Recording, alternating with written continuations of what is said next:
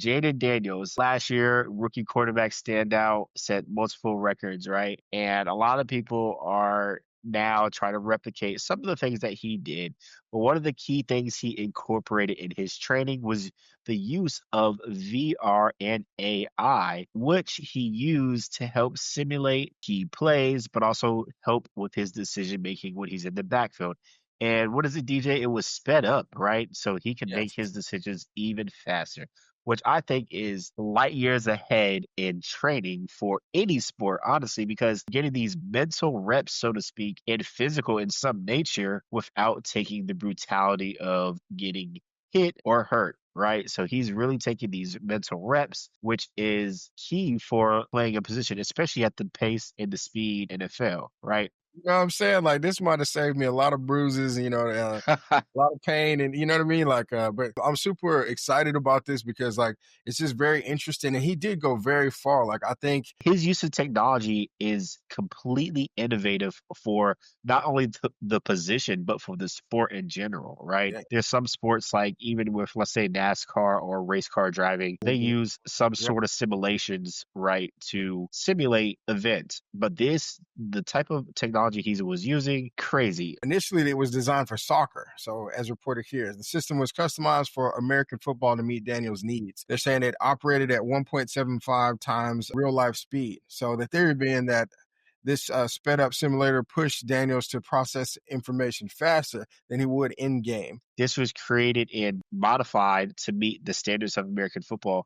Essentially, this is a proof of concept. What this proof of concept could do once it becomes mainstream for sports, and not only professional sports, but like when it gets down to. Do you think that now with these advancements in technology that we're going to see different types of players in the future? Like maybe, if people are starting off at younger ages with this type of technology, do we really think that it's going to improve them? And then, But anyway, I think this is absolutely light years ahead. Pretty sweet technology. I'm a fan, so that's just my 2 cents. This gets 2 thumbs up from me. And yeah, I like it. But yeah, what do we have next on the docket, DJ?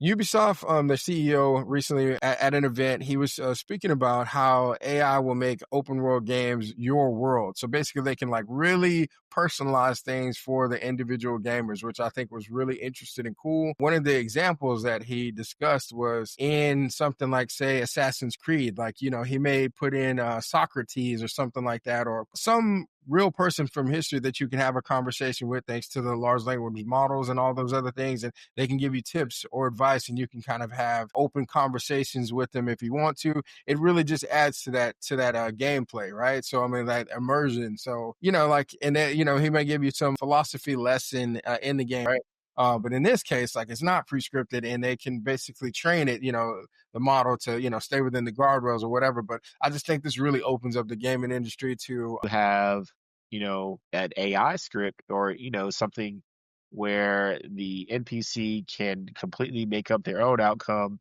It doesn't seem far-fetched with how it will be included, yeah. especially seeing that Ubisoft CEO is a big fan of doing this, right? So, and I think even though the characters may be voiced by a human voice actor, they can take, and resynthesize their voice to. I think overall it's very interesting, especially if they can pull it off. And it'll be cool to see just how games, not only just Ubisoft games, but just the gaming industry can transform if they're able to pull this off to make it worth its while for games and gaming in general, right?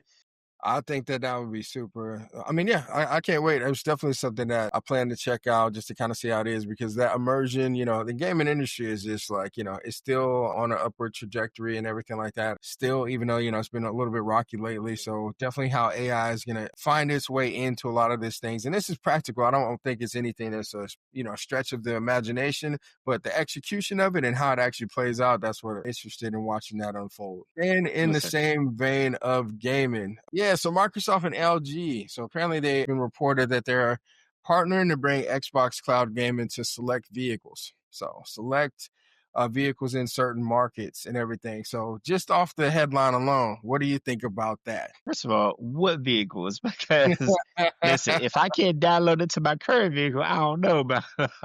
Nah, I'm Yeah, playing. But honestly, that sounds pretty unique. It's like you could take anything with you. You know what I think about this? First reaction is if people say they're living out their car, they might really be, okay?